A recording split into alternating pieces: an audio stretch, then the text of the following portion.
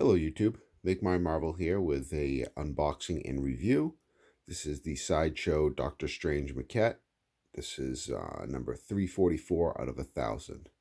So we'll get this opened up and take a look at it. I've heard a lot of good things. The pictures look really good.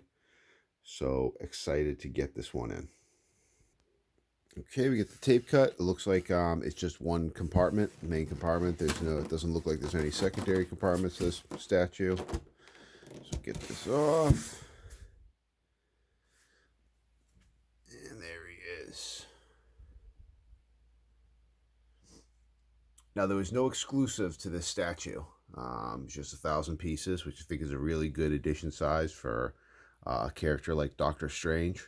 Um, a main character, an A-list character in the Marvel Universe, and to only have 1,000 of these, I think that's a really good edition size.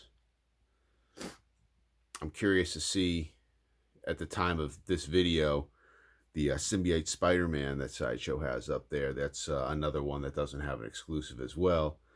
But being Spider-Man, the most popular character, I'm really curious to see what the edition size on that's going to be. It hasn't been announced yet, but I'd imagine it'd be, north of 7,500 pieces.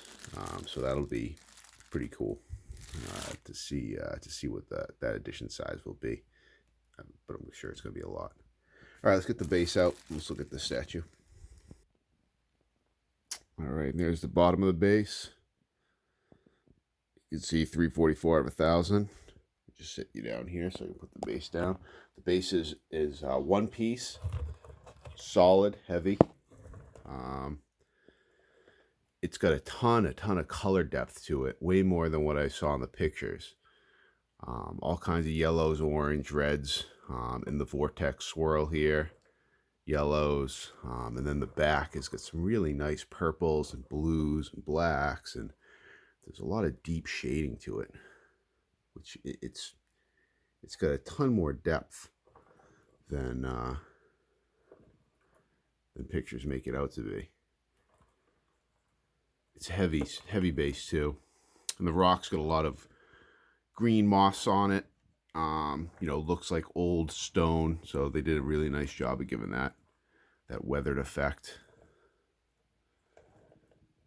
It's nice. All right, and there's Strange's body. Fairly simple. It's all the body's all sculpt. Fairly simple color palette choices. There's not a ton of different colors to his uniform. His cape and really gives his uniform some pop to it. But it's nicely done. There's some good texturing. Felt looks nice and weathered. Typical paint that you'd expect from Sideshow's factory. They did a nice job with it. The anatomy looks good, and he just when you're looking at the base, you can see it's just one big key that keys into the base through his heel. He feels nice and solid in the base. Doesn't feel like it's going to tip or wobble or anything.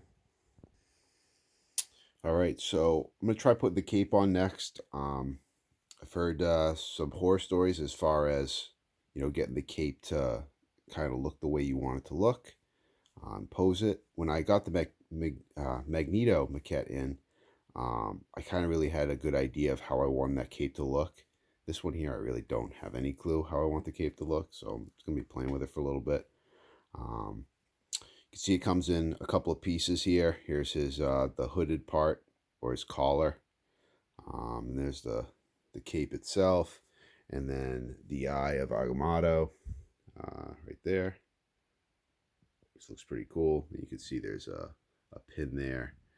So yeah, you can get his head, which is a nice sculpt. Nice job with it.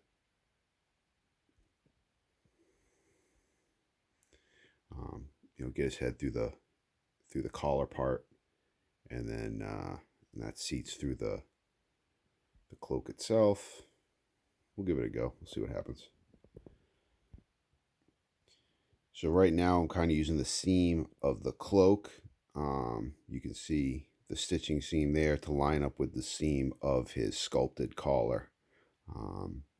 So that way that's nice and even. You can see the different texturing on the fabric, the outside and then the inside.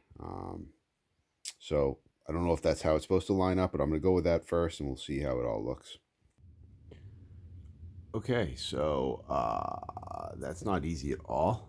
Got the cape on, or his cloak, and you get the Eye of Agamotto in here, holding that in. It's pretty large pin with a magnet at the end, and I don't know, I kind of bunched up the cape around his shoulders as much as possible in order to give some room for the head to go in. And then as I'm putting the head down, I'm trying to unbunch the cape around his collar so it sits as far down as possible. It's in there. I mean, it's not loose, it's not wobbly. So, it's in there.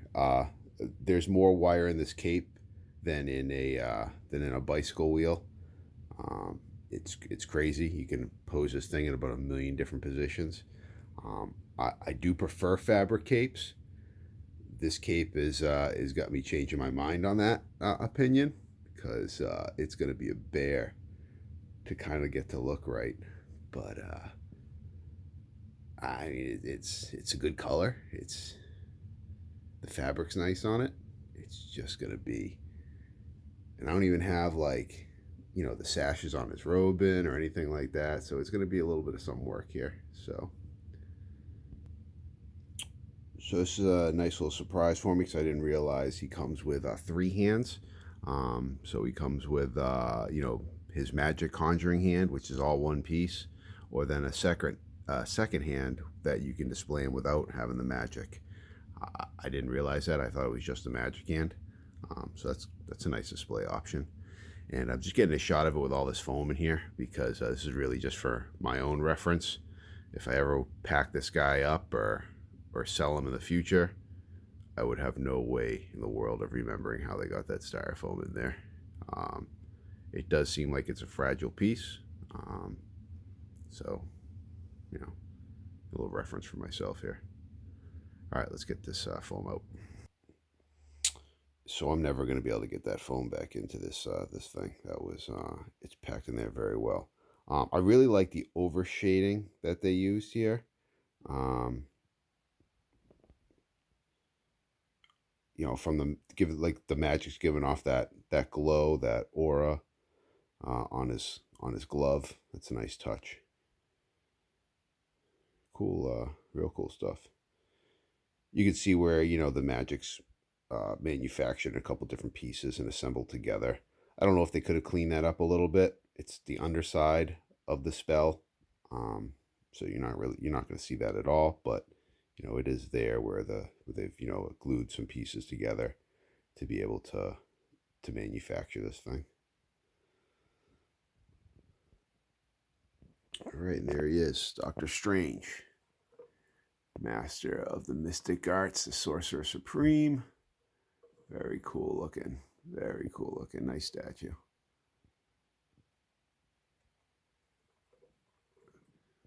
The sash goes in real simple. Nice strong magnet in the belt there that holds that in.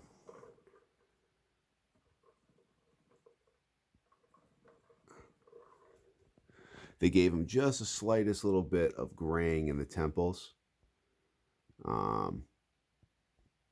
If we can get any focus at all. Here we go. The camera's not picking it up. There's a very, very slight amount. That'd be my only real gripe with this, is add a little more, gray to the temple area and in his beard. Dr. Strange is known for that. It's just kind of a distinguishing feature of him. It kind of what makes him look like, so you can tell the difference between him and Tony Stark when they're both in civilian clothes. That's really the only way you can tell them apart, because they look similar. Have that same goatee area, but one's got the gray temples. So it'd be nice if that was a little more distinguished. It's probably my only real gripe with the statue. Other than that, I think it's well executed. And we'll swap out the magic hand with the regular hand just to get a look at that.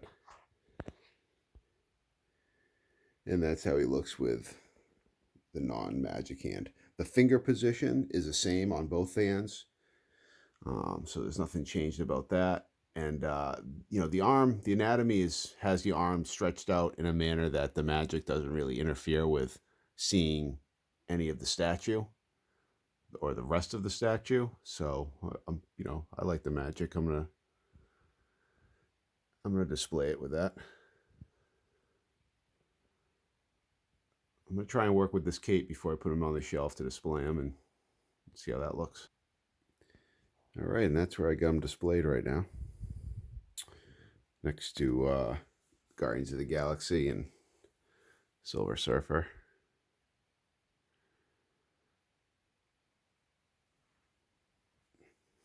I kind of had the cape somewhat the way I wanted, and then when I got him displayed up there, he was crowding Angela, so kind of had to redo the cape, and I don't know, it's tough. It's tough. A lot of fabric. All right, everyone, have a great day. And this is Thanksgiving 2020. So have a happy Thanksgiving. Take care. Bye-bye.